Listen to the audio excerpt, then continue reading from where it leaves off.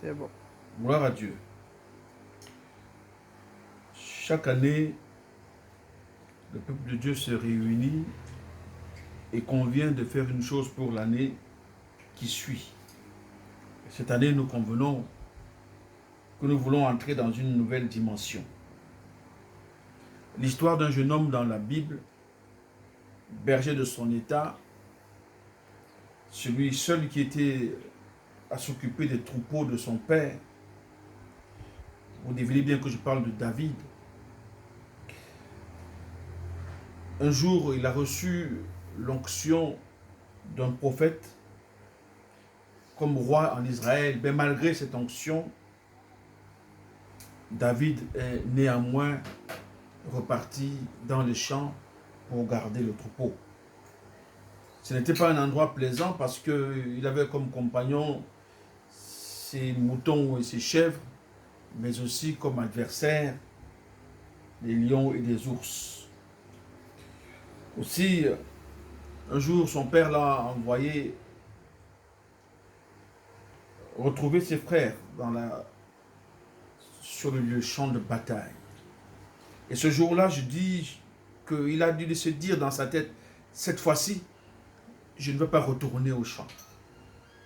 Cette fois-ci, je vais quitter ce que je fais pour avoir sûrement quelque chose de meilleur.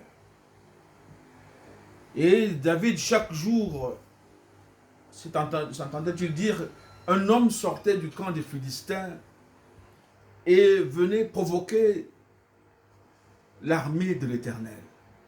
Ce jour-là, David a dit, mais quel est cet incirconcis qui ose défier l'armée de l'Éternel?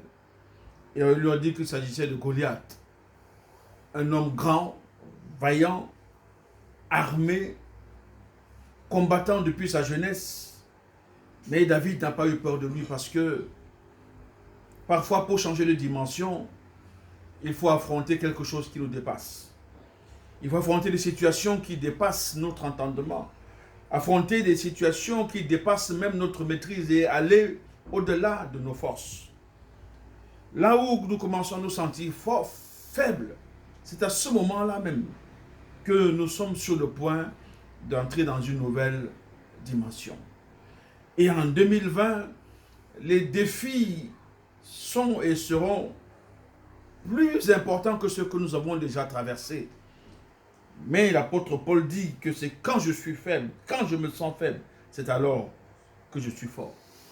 Et David n'a pas eu peur d'aller affronter Goliath.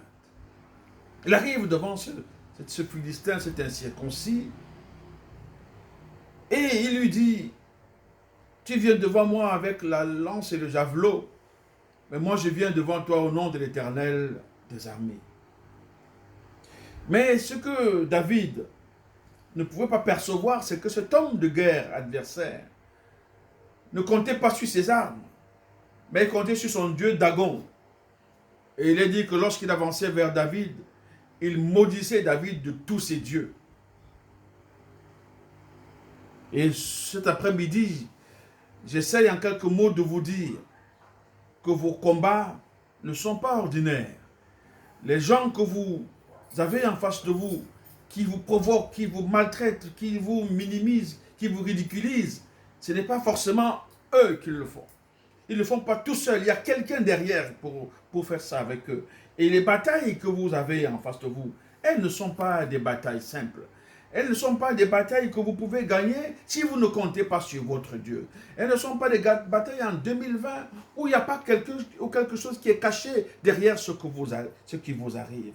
Vous ne pouvez pas changer de dimension sans que vous ayez affaire à Satan, votre adversaire. Lui, il sait que si vous changez de dimension, vous êtes un témoignage pour d'autres chrétiens.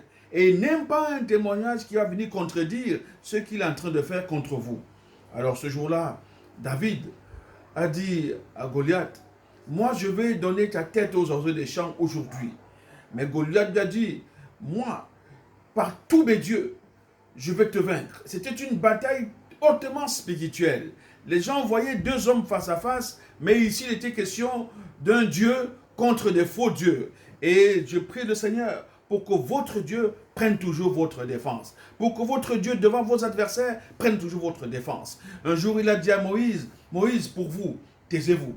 Dans Exode 14, 14, restez en place et vous verrez comment l'Éternel, votre Dieu, va agir à votre égard. Lorsque la bataille est sérieuse, lorsque les combats deviennent surnaturels, l'enfant de Dieu qui compte sur Dieu essaie de trouver en Dieu du repos, parce que c'est dans le calme et la tranquillité que sera notre force. Même dans le psychodrame que nous vivons aujourd'hui, même dans cette pandémie qui menace le monde entier, le chrétien a besoin de se retrouver dans Dieu, sachant que les combats qu'il combat ne sont pas ordinaires, puisque généralement Satan vient avec ses forces, mais notre Dieu est toujours là. D'ailleurs, la Bible dit que si Dieu est pour nous, qui sera contre nous? En cette année 2020, lorsque vous voulez entrer dans cette nouvelle dimension, il y a des hommes qui vont se lever contre vous, il y a des puissances qui vont se lever contre vous, mais pour vous, restez tranquille, parce que le dernier mot appartient toujours à votre Seigneur.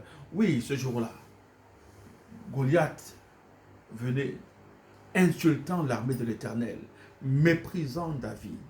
Et il ne savait pas que cet homme jeune qui venait devant lui, cet homme n'était peut-être pas aussi expérimenté en guerre que lui, mais il était expérimenté en présence de Dieu. Je vous recommande, enfants de Dieu, soyez expérimentés dans la présence de Dieu, soyez restés et demeurés dans la présence de Dieu, même si les circonstances sont adverses, même si les choses semblent aller mal.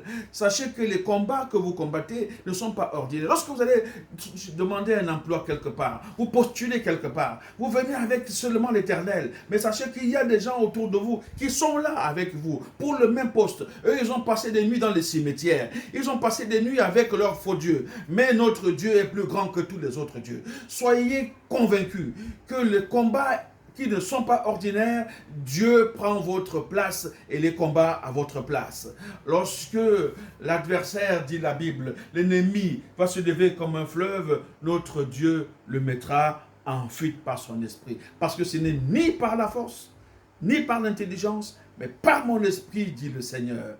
Lorsque vous voulez entrer dans une nouvelle dimension, il y a quelque chose qui va toujours vous bloquer la route. Il y a quelqu'un qui va toujours vous bloquer la route. Celui qui voudrait que vous soyez toujours à genoux devant lui. Mais sachez, bien-aimés dans le Seigneur, que votre Dieu ne laisse jamais ses enfants dans la tourmente. Lorsque le malheureux crie, l'Éternel entend toujours. Oui, à cette porte-là, là où était Mardoché, Aman voulait sa fin. Aman voulait sa fin.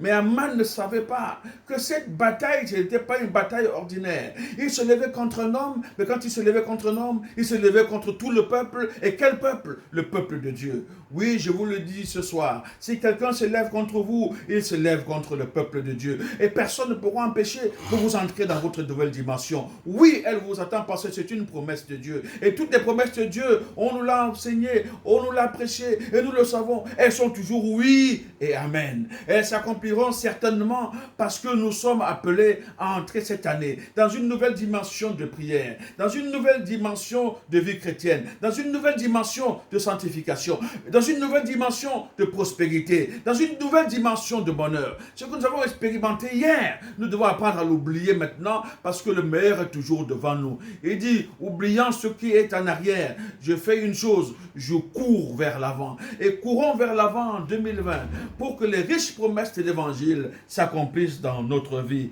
Lorsque David a vu Goliath arriver devant lui, il n'est pas allé en marchant, il est allé en courant parce que c'était une nouvelle dimension. Oui, il y avait des promesses qui étaient attachées à sa victoire. Il avait entendu que celui qui vaincra, son père et sa famille seront libérés. Il va épouser la fille du roi. Oh, bien-aimé dans le Seigneur, entre en 2020, dans cette année 2020, avec une nouvelle mentalité. Il y a les promesses de Dieu qui t'attendent. Elles n'attendent que ton courage. Elles n'attendent que ta confiance en Dieu. Elles attendent que tu dises à Dieu, Seigneur, ça ce n'est pas ma bataille, c'est ta bataille. Ce n'est pas mon combat, c'est ton combat. Je te le confie. Oui, chrétien, arrête de te venger toi-même. Arrête de poursuivre ceux qui t'ont fait du mal. Et laisse Dieu prendre soin de tes adversaires. Mais pour toi, mets toute ta confiance en l'Éternel, dit la Bible, et il agira.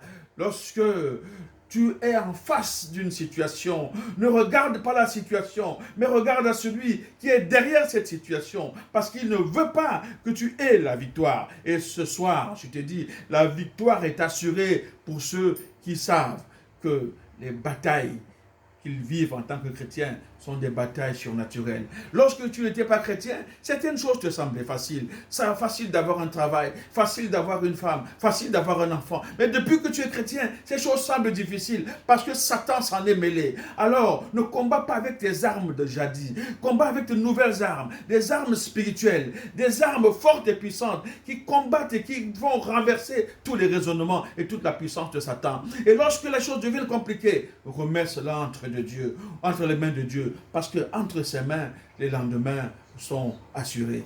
Bien-aimé dans le Seigneur, je sais que tu écoutes avec attention ceci, mais je voudrais que tu retiennes que les batailles que tu as menées ne sont pas des batailles naturelles, parce que tu n'es plus un homme naturel, tu es un homme surnaturel, tu as passé le cap. Maintenant, il faut que tu vives de manière surnaturelle ce qui t'attend de l'autre côté. Et notre Seigneur est fidèle, il est fidèle et juste, il est fidèle, il voit ce que te font les choses, il voit les circonstances par lesquelles tu passes, et il est capable et il veut te faire entrer dans le meilleur en 2020. Alors, mets toute ta confiance en lui. Reste tranquille et sois calme et il agira. Les batailles spirituelles, il les aime. Lorsqu'on t'a provoqué, on l'a provoqué. Lorsqu'on t'a battu, on l'a battu. Et il dit, jamais moi je ne t'abandonnerai et jamais je ne te délaisserai. Que le Seigneur te bénisse, qu'il te bénisse. Prions ensemble. Seigneur, je te prie, dans le nom de Jésus, de poser ta main sur ce bien-aimé, le bien-aimé qui m'écoute ce soir,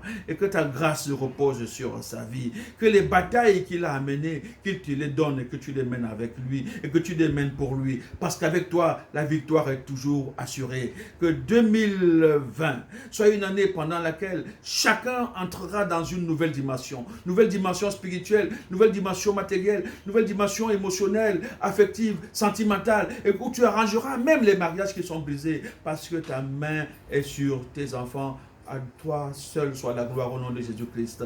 Amen.